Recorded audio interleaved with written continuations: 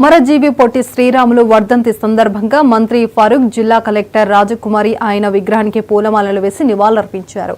ఈ సందర్భంగా కలెక్టర్ రాజకుమారి మాట్లాడుతూ పొట్టి శ్రీరాములు వర్ధంతిని ఆత్మార్పణ దినోత్సవంగా జరపమని ప్రభుత్వం ఆదేశించిందని తెలిపారు.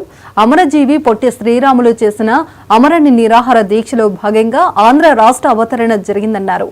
ఈ కార్యక్రమంలో టీడీపీ పార్లమెంట్ ప్రధాన కార్యదర్శి NMD Firoz, municipal chairman Mohammed Shah పాల్గొన్నారు. శ్రీరాములు గారి వర్ధంతిని ఆత్మార్పణ దినోత్సవంగా జరపమని చెప్పి మనకి ఆదేశాలు ఇచ్చి ఉన్నారు.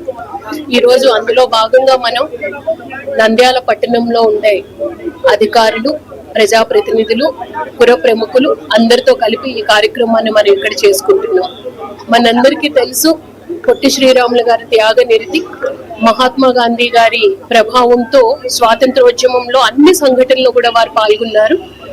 భాషాయుక్త రాష్ట్రాలు ఉండాలి అన్న ఆలోచనతో వారు మనకి ఆమరణ నిరాహార దీక్ష చేపట్టారు. అందులో భాగంగానే మన ఆంధ్ర రాష్ట్ర అవతరణ